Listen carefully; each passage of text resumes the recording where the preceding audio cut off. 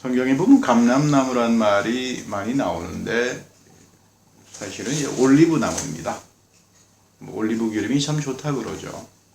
특별히 그 시편에는 믿음의 복을 누리고 살았던 사람들, 이 은혜의 복을 누리고 살았던 사람들을 종종 이 올리브 나무, 아주 무성한 올리브 나무에 비유해서 말을 합니다. 사실 우리가 구약에는 복음도 있고 약속도 있고 하나님의 계명도 있고 구체적으로 하나님의 계명을 율법이라고 말을 합니다. 다양한 내용의 말씀들이 구약 성경에 또 신약 성경에도 계명이 있잖아요. 신약 성경에도 여러분 율법이 있죠. 많습니다. 그런데 예수님은 율법을 폐기하러 오지 않았다고 말합니다. 완성하러 왔다. 참 이해하기 쉬운 말이 아닙니다. 형식은 계명은 불필요한 것이 아니라 그 형식과 계명 속에 담겨져 있는 그 알맹이, 그 속을 복음으로 채울 수 있어야 합니다. 하나님께서 우리에게 계명을 주실 때 나를 심판하기 위해서 줬겠습니까? 원래 하나님의 그 속된 그 알맹이의 내용은 복과 은혜를 주기 위해서 주는 겁니다. 그러니까 이것을 채워주신 분이 예수님이고 복음의 법이요 또는 바울은 오늘 읽었던 로마서에서 믿음의 법이다 이렇게 말을 합니다. 우리가 형식주의와 형식이 다릅니다. 율법주의는 나쁜 거지만 율법은 하나님이 주신 선한 거고 아름다운 거죠.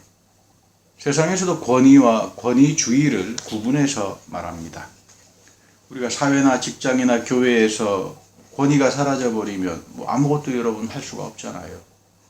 사회도 무질서가 돼버리고 교회의 영적 권세와 하나님의 권위가 나타나지 않으면 말씀의 권위가 나타나지 않으면 그 교회는 버려져서 세상 사람들에게 밟히고 마는 그런 수치스러움을 당합니다.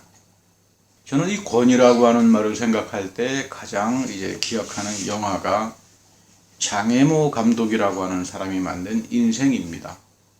한국에서 만든 밀양이라는 영화하고 중국 감독이 만든 인생이라는 영화는 유튜브에 나오니까 꼭 시간 날 때 한번 보시라 그렇게 제가 권장을 해드린 적이 있습니다. 이 인생이라는 영화는 중국의 문화혁명을 그린 영화죠. 권위주의 타파란 명목을 내세워서 마오쩌둥이 이 의대 교수, 전문 의사들, 대학과 병원에서 다 내쫓았습니다. 그리고는 의과대학생들에게 수술을 하게 합니다. 주인공인 젊은 임산부가 병원을 찾았는데 그 쉬운 수술을 의과대학생들이 경험도 없고 그래서 죽고 맙니다. 이런 영화를 보면서 참 권위란 무엇인가, 민주주의라고 하는 건 무엇인가. 마오쩌둥은 중국 대문화혁명 시간에 민주주의라고 하는 이름으로 정적을 숙청한다는 적폐라고 하는 이름으로 권위주의를 타파했는데 결국 죽어나간 사람들은 그 불쌍한 사람들, 아무런 상관이 없는 가난한 사람들, 소위 민초들이 죽어나간다는 것을 보게 됩니다. 권위는 전문가에게 주어지는 존경의 표현이고 생명의 문제입니다. 과연 한 사회 안에서 권위가 사라져 버린다면 민주주의도 같이 사라지고 맙니다. 여러분 민중 선동을 하고 홍위병을 가지고 선동하면 그 사회는 지옥이 되고 말죠. 우리가 잘 아는 민주주의라고 하는 말은 다수가 지배합니다. 이 다수의 지배가 투표를 통해서 나타나서 법의 제정으로 드러납니다. 그러니까 법 앞에서는 권력을 갖고 있든 권위가 있든 어떤 사람이라도 다 지키고 잘못하면 처벌을 받습니다. 이게 율법이죠. 그래서 법이 공평하게 행사돼야 되고 그리고 한 사회에는 소수의 사람들, 법의 지배를 받지 못하는 이 사회 안전망을 구축하기 위해서 소수의 의견들이 또한 동시에 보호가 되는 것. 그래서 민주주의가 권위를 가지고 공평성이라고 하는 측면에서 지금까지 민주주의가 우리에게 이어집니다. 인생이라고 하는 것 이렇게 보면 평생 법과 관계를 맺고 법은 한 개인의 인권과 공평함과 그 삶을 보호해주는 것임을 알게 됩니다. 사실 율법이란 말이 바로 이 말입니다. 그래서 서구 500년 동안 근대 1517년 종교개혁이 시작되고 난 이후부터 우리가 근대사회라고 부릅니다마는 이 서구의 500년 지금까지 흘러오는 모든 사회나 정치 곳곳에 담겨져 있는 게 바로 하나님과의 계약론이고, 그래서 이 민주주의는, 참된 민주주의는 율법에서 나오는 겁니다.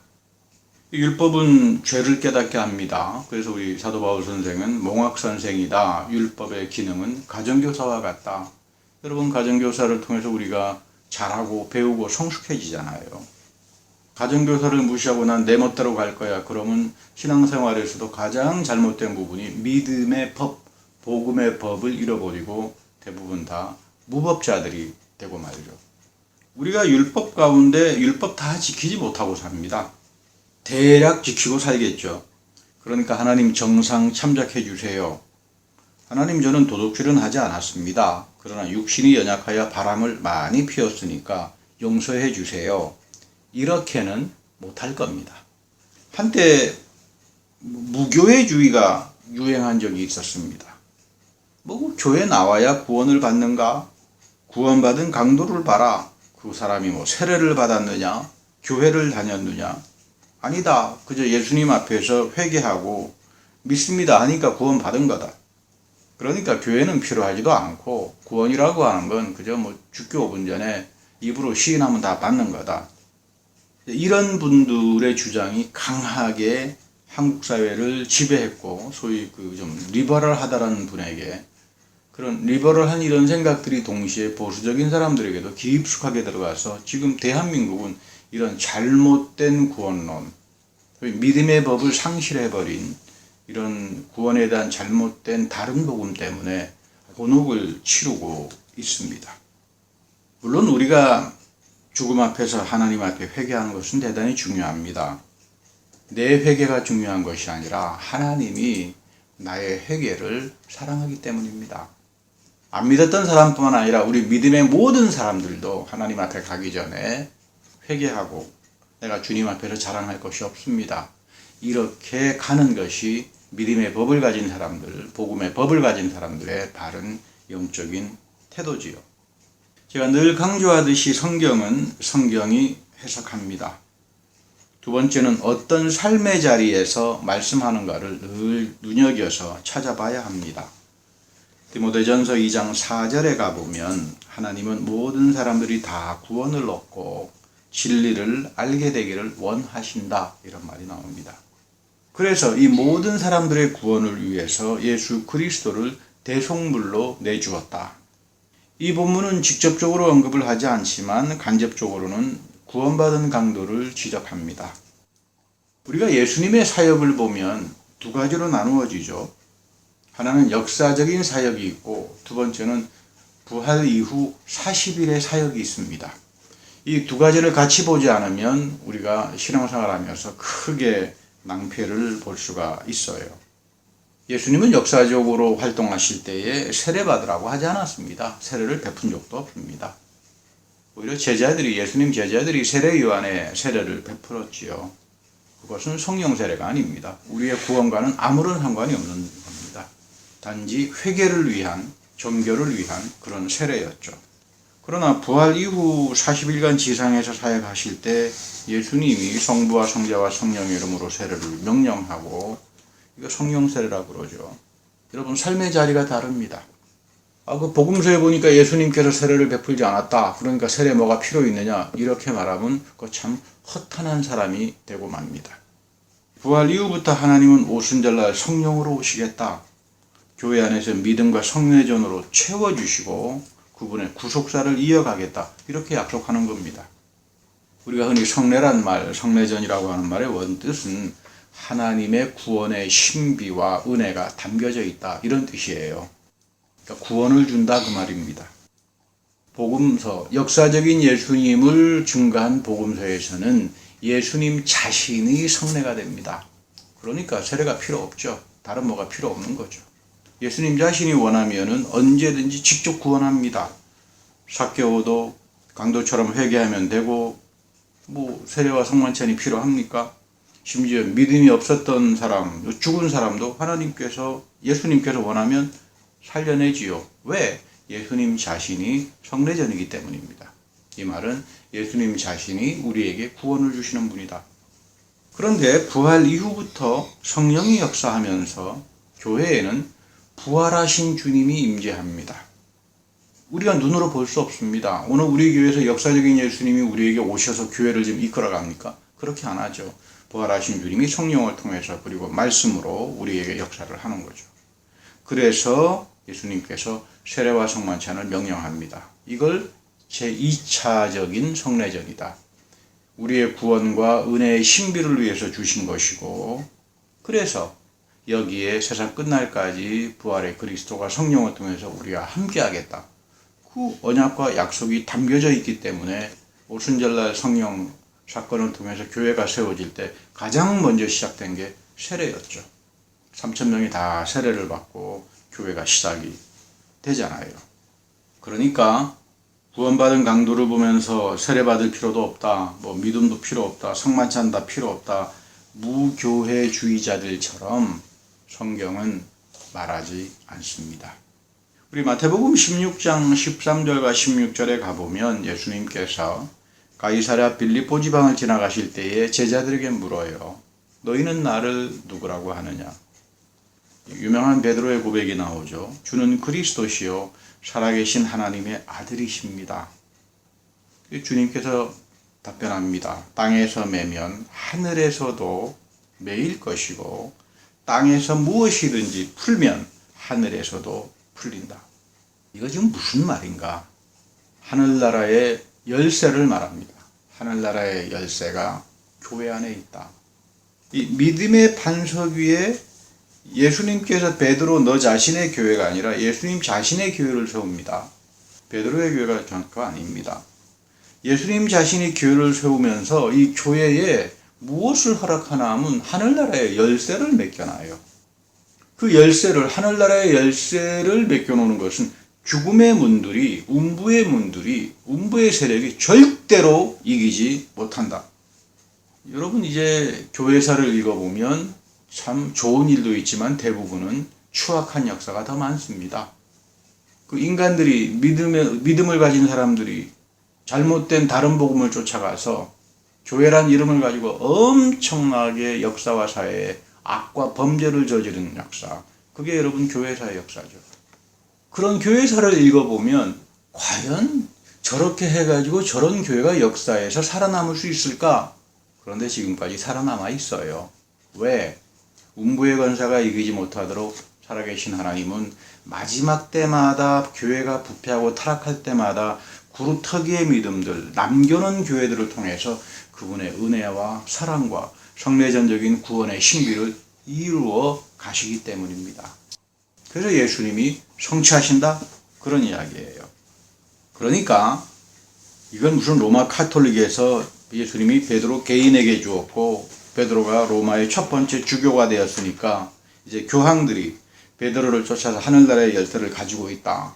그래서 교황이 죄를 용서할 수 있는 사명권을 갖는다. 이런 이야기를 지금 이 본문에서는 찾아볼 수가 없습니다.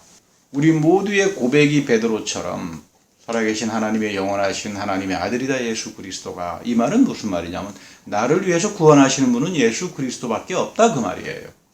이 고백을 가지고 교회에 몰려들 때 음부의 권세가 이기지 못하는 하늘나라의 열쇠가 교회 안에 있다 그 말이에요.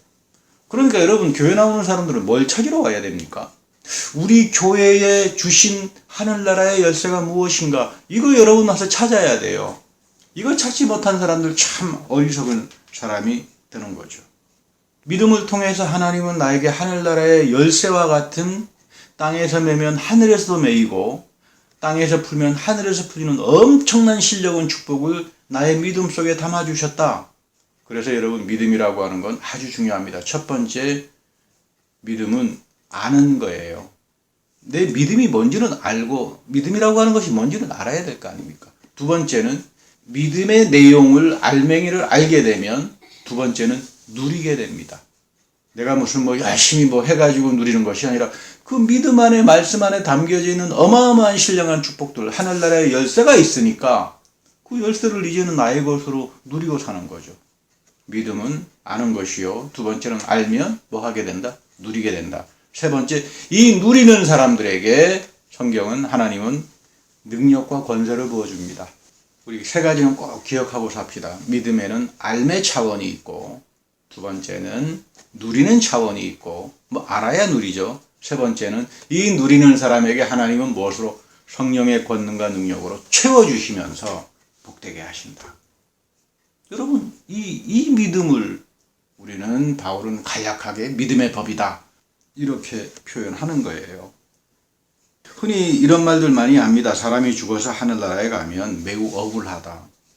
가서 봤더니 하나님께서 나를 위해서 하늘나라에 엄청난 복과 은혜와 신령함으로 예비해 주셨는데 하나도 사용하지 못하고 하나도 누리지 못하고 왔다. 내가 억울하겠습니까? 하나님께서 더 섭섭하시겠죠. 어떡합니까? 그래도 하나님은 선하신 분입니다. 못 누렸으니까 너의 믿음을 통해서라도 후손들을 통해서라도 이어가신다. 그래서 여러분 기도가 그런 겁니다. 주님, 내가 이 생에 살면서 주가 신령하게 부어주신 하늘나라의 열쇠를 다 누리고 못 살더라도 우리 아이들에게, 자손들에게 이 축복을 이어가게 해주십시오. 여러분들의 기도와 나의 기도가 이런 기도가 돼야 합니다. 여러분, 믿음을 통해서 믿음이 뭔지를 알았고 그 믿음을 통해서 누렸고 그리고 권세와 권능을 가지고 산 사람들이 바로 아브라함이었고 다윗이었고 바울이었고 수많은 성경의 믿음의 사람들입니다. 그렇다면 이 믿음 속에 담겨져 있는 신령한 복이라고 하는 건 무엇일까? 제가 교류 생활하면서 제일 부러운 분들이 계셨습니다. 그분들은 다른 분들이 아니라 TV나 라디오, 기독교 방송에 나와서 설교하는 목사님들이었어요. 제가 목회할 때는 거들떠 보지도 않았던 분들입니다. 신학교에서 가르치는 사역을 하고 미국 교회를 출석하다가 보니까 왜 그렇게 한국말로 복음 전파하는 목사님들이 부러운지 모르겠더라고요. 왜 그러냐 하면 이들을 통해서 말씀의 권능과 축복과 권세가 나타나기 때문입니다. 나는 저런 권세, 말씀의 축복과 권능과 권세가 드러나는 저 하늘나라의 열쇠를 나는 걷어차버렸구나. 이런 굉장한 안타까운 마음도 저에게 있어서 참 그들이 부러웠습니다. 그런데 여러분, 너무 쉽게 믿은 믿음은 탈납니다. 이 쉽게 믿은 믿음은 말씀의 법이 뭔지도 모르고 믿음의 법이 뭔지도 모르고 믿음의 내용과 믿음의 권세와 누림이 뭔지 모르고 살아가니까 다 무교회주의자들처럼 그 구원 다 끝난 거야. 구원받은 강도처럼 죽기 5분 전에 하면 구원은 다 끝난 거야. 구원이라고 하는 말 속에는 너무도 신령한 것들이 하나님의 내용과 은혜와 축복이 담겨져 있는데 아무것도 누리지 못하고 아무런 권세와 능력을 받지도 못하고 허송세월하다가 결국 끝난다. 그 말이에요. 시편 51편 10절과 11절을 가보면 다윗의 유명한 기도가 나오지요. 하나님, 내 속에 깨끗한 마음을 창조해 주십시오. 내 속에 견고한 심령으로 새롭게 하여 주십시오. 주님의 성령을 나에게서 거두어 가지 마십시오. 참 중요한 기도입니다.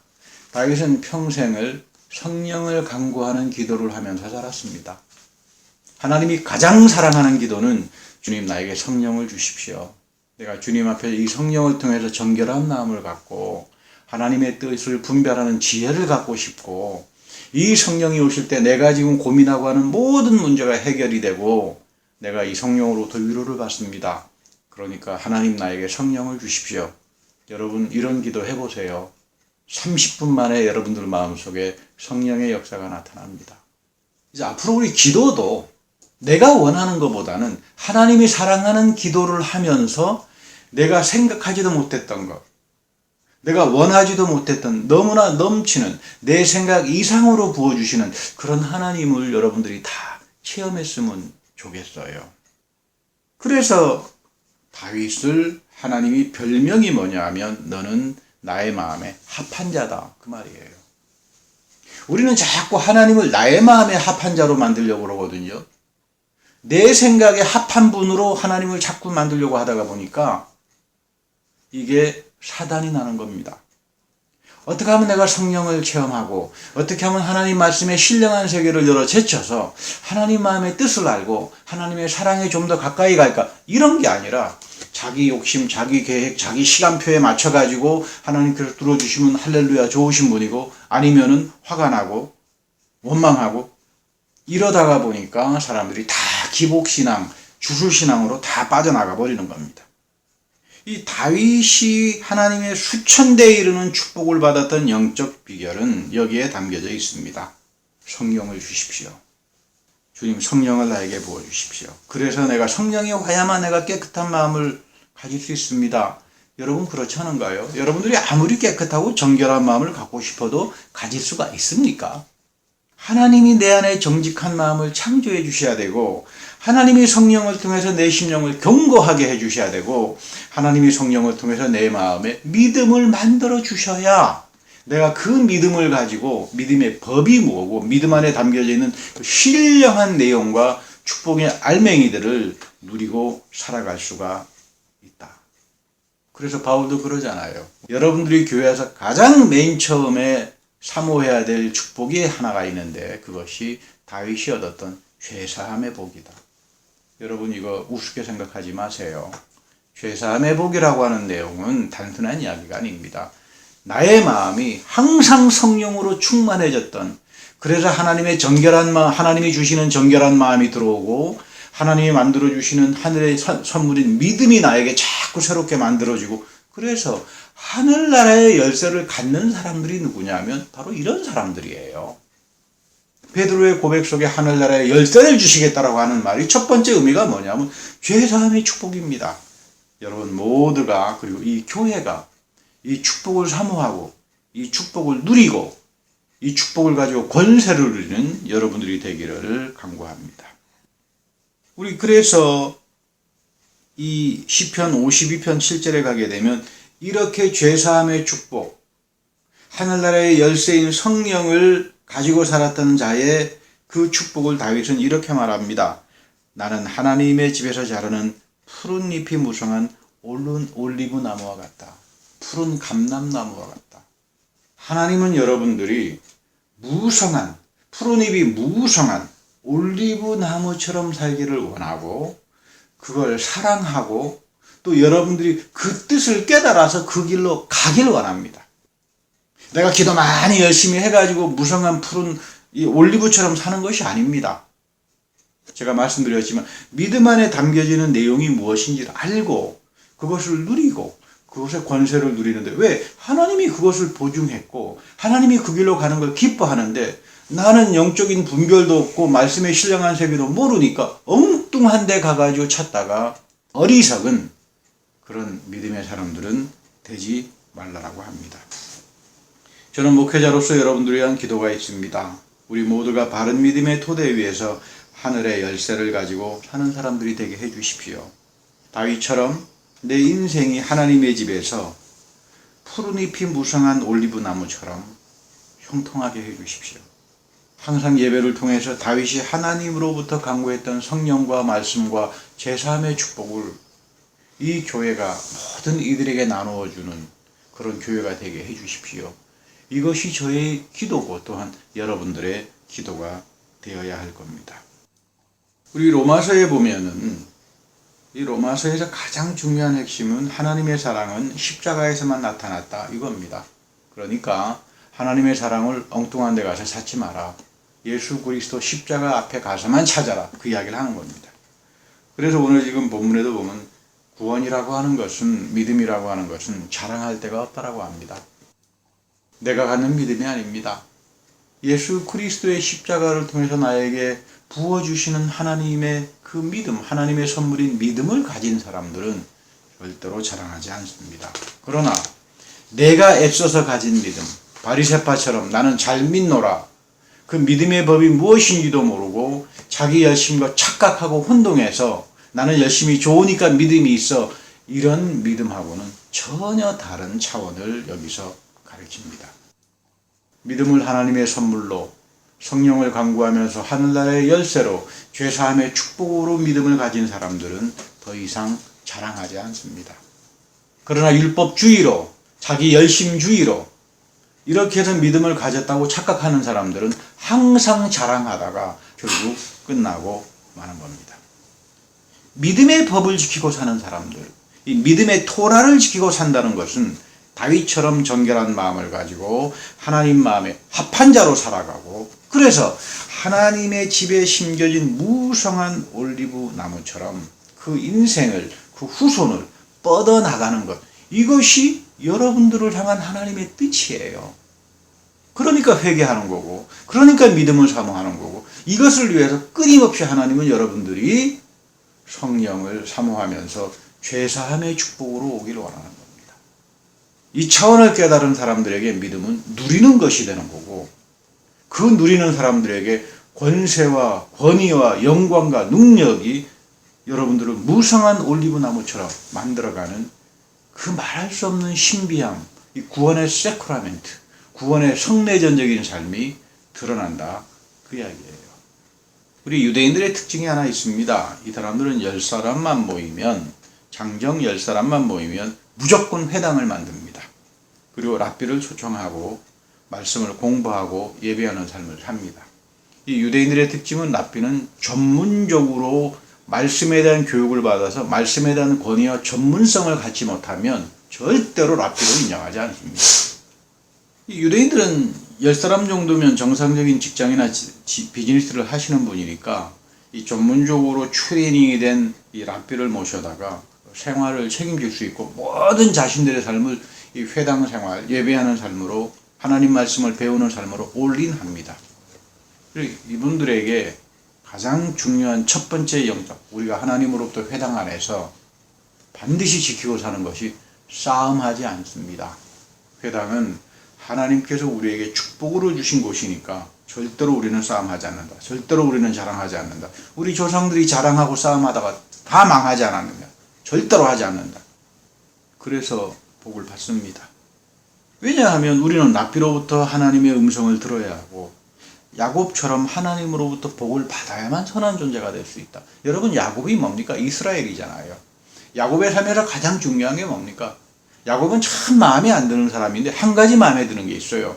내가 노력을 한들, 내가 무슨 사기를 친들, 내가 무슨 엄청난 비즈니스를 한들 내가 절대로 복된 존재가 될 수 없다. 이것이 야곱이 가지고 있었던 좌우명입니다. 그래서 야곱에게는 나는 하나님으로부터의 오는 존재의 복, 이 야곱의 존재가 하나님으로부터 복을 받아야만 복된 삶을 살 수 있다. 이거를 정확하게 가지고 살았던 사람이에요. 물론 그것을 이루어가는 방식이 잘못된 방식이어서 하나님 앞에 두들겨 맞기도 하고 합니다만은, 회당에서 지금도 랍비를 통해서 우리는 하나님으로부터 말씀의 복을 받고 살아야 한다.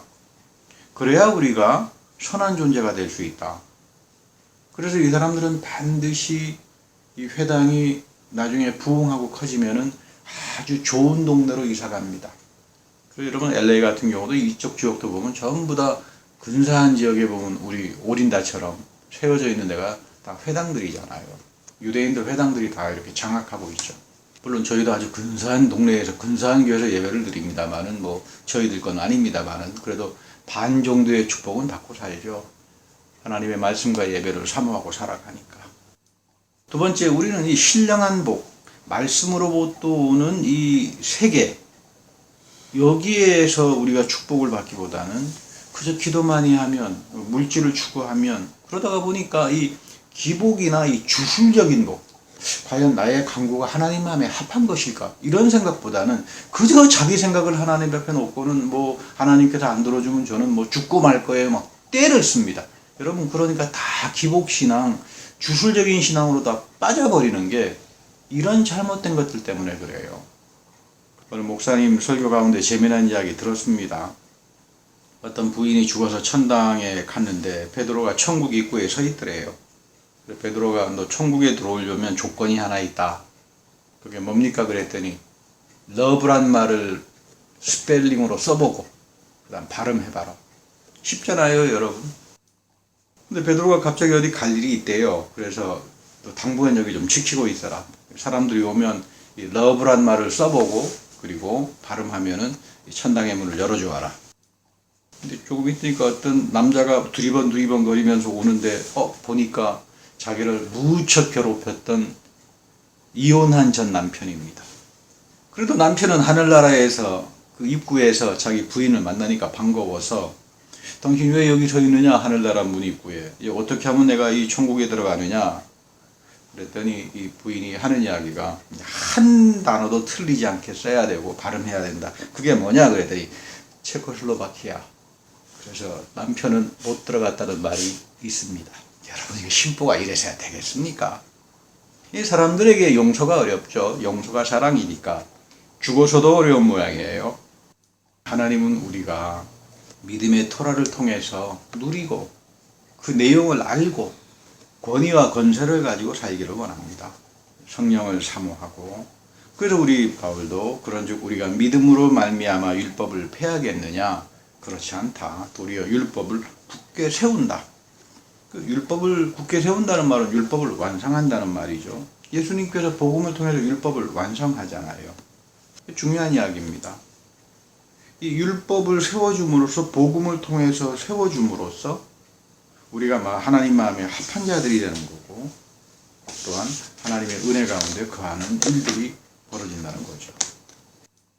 기도도 하나님께서 원하는 기도, 우리 예수님께서 가르쳐 주신 기도, 늘 주기도문을 제가 이렇게 읽어보면 참 세상에 이런 기도가 다 있나 할 정도로 그 의미와 내용과 그 축복이 참 깊잖아요. 앞으로는 내 기도도 하나님께서 마음에 합한 기도로 나의 믿음도 믿음의 법을 통하여 하나님께서 세워주시는 것으로 우리 마태복음 5장 17절에도 보면 예수님께서 그러시잖아요. 내가 율법을 폐하러 온 줄로 생각하지 마라. 율법을 완성하게 하러 왔다. 율법을 굳게 세운다는 말이죠. 누가 율법을 완성했는가?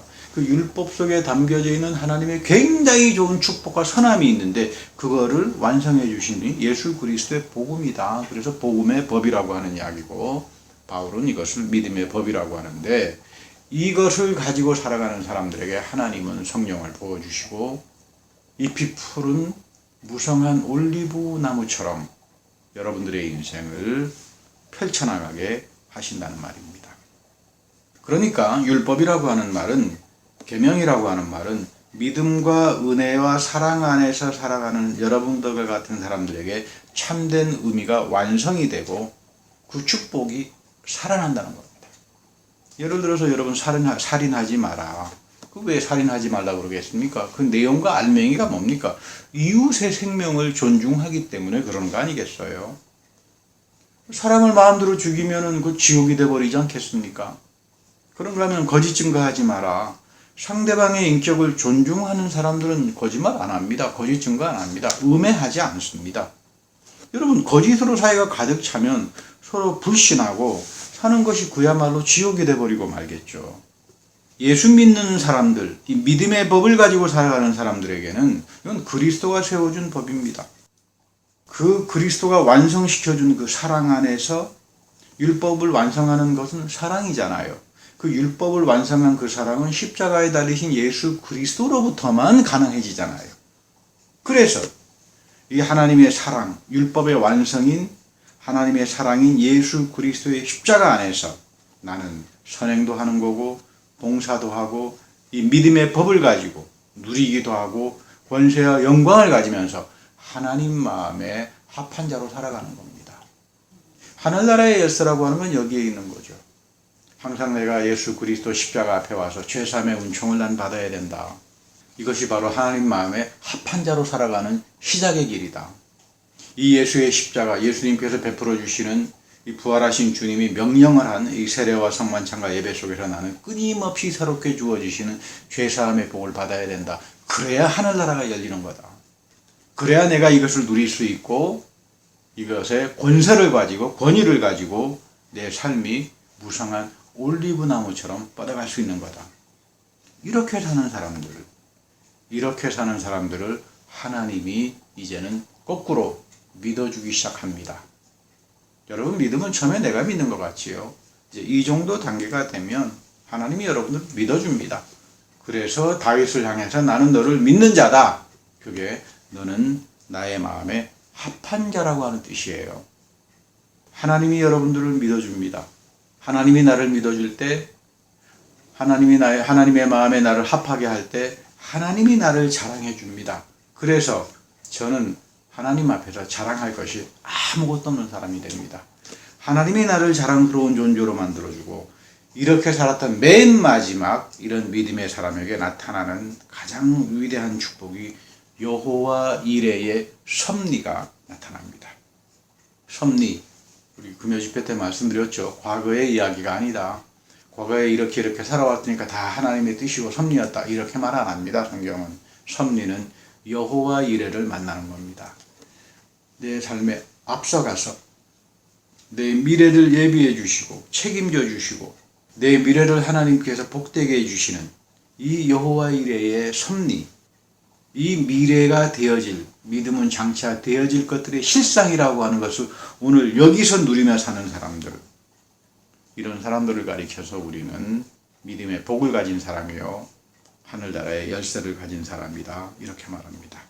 어느 선교사의 글을 읽었는데요, 무거운 믿음에 대해서 말을 합니다. 하루는 비가 많이 와서 물살이 빠른 냇가를 건너가는데 잘못하다가 물살에 떠내려가고 목숨이 위태로워요. 그런데 이 원주민들은 내를 건너가는데 무거운 돌을 하나씩 짊어지고 건너갑니다. 그냥 건너가기도 힘든데 왜 무거운 돌을 메고 가는지 궁금해요. 그래서 이 선교사는 자기도 직접 시행해 보려고 했더니 놀라운 일이 벌어집니다. 무거운 돌을 들고 있으니까 몸무게가 무거워져서 물살에 떠내려가지가 않습니다. 중요한 사실 하나가 있습니다. 믿음은 여러분 절대로 가벼운 것이 아닙니다. 무거운 겁니다. 그래서 좁은 길이요 십자가의 길이라고 합니다. 이 좁은 길 십자가의 길 속에서 하늘나라의 열쇠가 열리고 하나님 마음에 합한 자로 살아가면서 여러분들의 인생이 참으로 잎이 푸른 무성한 올리브 나무처럼 형통하는 그런 여러분들이 되기를 축복합니다. 하나님, 우리가 주님 앞에 나와서 죄사함의 은혜를 받고 하늘나라의 열쇠를 간직하며 사는 자들이 되길 원합니다. 믿음 속에 담겨져 있는 예수 그리스도의 토라 복을 지키며 이 율법의 모든 것들을 복음 안에서 완성시키는, 사랑 안에서 완성시킨 그 그리스도 앞에서 제가 하나님 마음에 합한 자로 우리 주님께서 나에게 베풀어 주시는 믿음으로 항상 성령을 간구하며 살기를 원합니다. 주께서 기억하시고 인도하여 주셔서 우리 모두를, 그리고 생명 말씀의 교회를 주님 마음에 합한 교회로 복되게 하옵소서. 우리 구주 예수 그리스도의 이름으로 감사하며 기도드립니다.